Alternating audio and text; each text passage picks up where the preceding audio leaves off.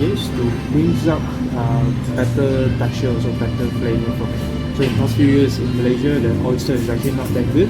So I would say this is actually a very big improvement of it. So moving on, instead of using lemon juice or lime juice, we're actually using pomelo juice. So finish up with some cream cheese on top of it. So for the second one, we have a pineapple that actually made by using Sarawak pineapple. So we are using ME2 grade. So we coat it with some masala lemak paste, bring some herby spices flavor to it. Also we have some potaga on top of it. So bring some umami flavor to it. So moving on the bottom of that, we have a tart shell that actually made by a local vanilla beans. So the what? Vanilla beans. Oh, this one. This one. Oh, this one. Yes. The hard so, shell.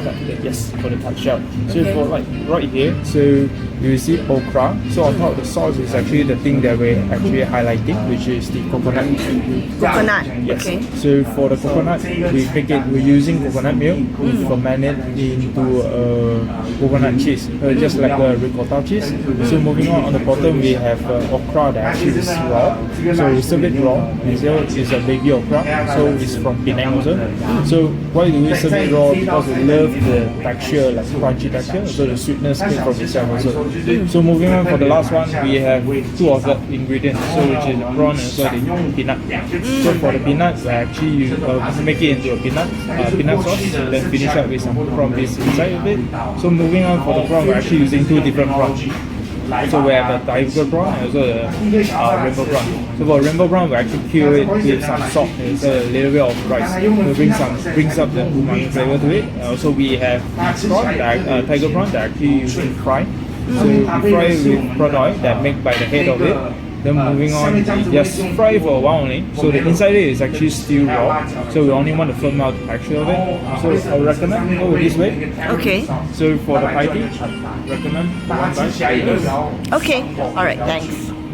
Our first courses, so which is the pan fried scallops. The very common scallops came from Korea, but it is actually wild caught in Sabah. So moving on, how we do, we actually blanch it with guava juice. So after that, we actually keep back the juice, make it into sorbet, middle of it. So on top of the sorbet, you saw some layer of green oil. So it's actually made by ulam raya. So it's a herb that actually very common in Malaysia. It brings a bit of mango skin flavor. Instead of we're actually using the flour also. So the flour is edible. So I recommend later on we pair with the flour together with it. So finish up with some fresh of the guava on top of it, and also some seaweed and also some rice. Okay. Yeah. Alright, thanks. Our seasonal fish. So for our seasonal fish, we are actually using this grouper. Grouper. So a 2 kg grouper. So why is that? It's actually because we want the scales are actually not that thick and also not that big. So we can easily get the crispy scales. It's just like how Japanese normally do in so the hot oil on top of it to fry out the scales. So it brings a bit of crunchy texture with it. So on the bottom we only sear it for around 80% to 90% cooked. So it's really good. So on the side we have a foam that actually made by Dodi. So Dodi is actually a Dodi flour. foam. Yes. So on the bottom of that we have a sauce that actually we call it gulai. It's actually a family of curry. Curry. Yes. So it's actually, why is it so special about it? It's actually much more peppery. Peppery. Yeah, much more peppery and then much more creamier. So for here, we recommend you have a piece of the fish. You can have a piece of the fish first, then just mix up everything to have a try. Then after that, we'll leftover sauce. So for leftover sauce, for the mantau, it's actually for you to have a bit of the sauce together there. Oh, mantau. Okay. Thank you. Before we serve you the main course, we actually show you the duck first. So Okay. the duck we're actually using is a local mountain duck. The mountain we call it Gunung Bumi. Wow. Okay. So what is it so special about this duck? This duck we're actually using been around 2 years. So why we keep on using this duck is actually because we love the flavor of it. So a lot of people don't really like about the ducky smell. So this is actually much more lesser. Since they're only feeding the duck with only corn and also what we say is drinking spring water. Not so gamey. Yes. So a lot of people, then after that, we actually age it for around 14 days to 20 days.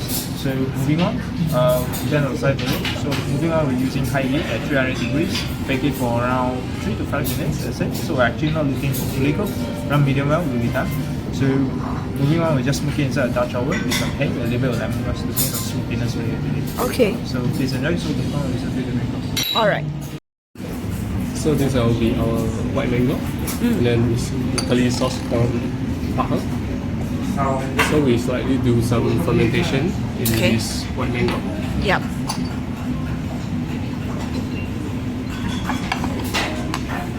So we've been fermenting for around 14 days to enhance the flavor. So add some salt. So this one you can try for. It's a bit sour. Kind of like a yogurt. We bring out the wine taste. Okay. And the aftertaste. So this one will be mixed in our sauce, which is this one. What sauce is that? It's our dark jus, and then we Dark mix jus. with this white mango. Okay. So I'll be pouring stuff for you. And lastly, we add some chive to balance the sourness and to bring some the chive. Okay. So besides, we got this asparagus, and on top of it, we use 5 spice powder to make the butter, and then butter. We use duck leg, and then we make our own duck bakwa, something like a jerky, right? So this one will be our century egg, and this color is our golden century egg. So compared to the normal century egg, which is the slightly black color, this one has a clear flavor profile, and this one has some tea flavor on it. Oh, how do you make it this color instead of black? So we shortcut the preserve time. So we haven't turned black, and then we already collect them. I see. So it started to like slightly crystallize, and then we just compare to the normal one is the preserve time, and then how we preserve. We use some tea leaf, and then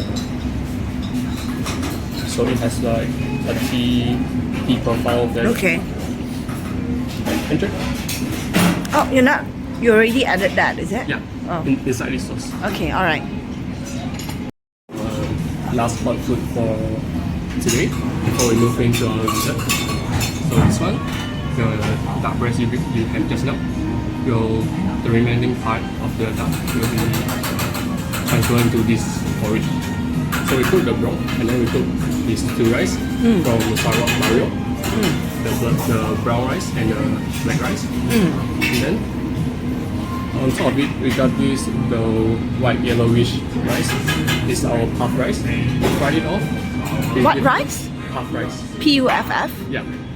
So we fried it and then puff, and then it give you like a texture of popcorn. Yeah. On top of it, we got this duck floss. So we confit the duck, and then we shredded the meat off, and we slightly slowly fried until it dry. So to enjoy this, you just mix everything together. Okay. Right? Alright, thanks.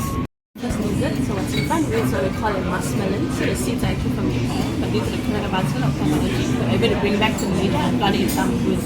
Right, so for the food itself, we don't do much on it. Basically just compress it, color much more vibrant. Right, marry it with our yogurt lemon sorbet, with a bit of sour plum nuts on top. So overall, the sauce is very sour, but it's really just nice and especially as a light kind of dessert before we move on to the main dessert. Right, so I recommend you to try the melon first, then try the sorbet. Okay, so it's from this melon. Yes, it's from this melon. From where? Tambun. Tambun. Ah, correct. okay. Alright. Enjoy. Our main dessert, so what's in front of you is what we call a vanilla parfait. So you can think of it as something like a custard-like dessert. So it's going to be very creamy, right? So pair it with our chiku jam, which is right below the parfait. Look at it right here. That's the chiku jam, right? So we basically char it and use our much more smoky flavor when we eat it. So for texture purposes, we actually added on a honey milk jelly, which is right at the bottom, together with a gula apong cracker right on top of it. So when you eat it, make sure you take a bit of each component, right? So just don't worry and smash everything. Right? So this is the vanilla that we're using. So you can try to smell it. It's actually very rich in flavor. That's the thing that we actually use it in the parfait. Right? Where's the vanilla from? The Sarawak. Sarawak. Yes, Ah, correct. okay. Enjoy.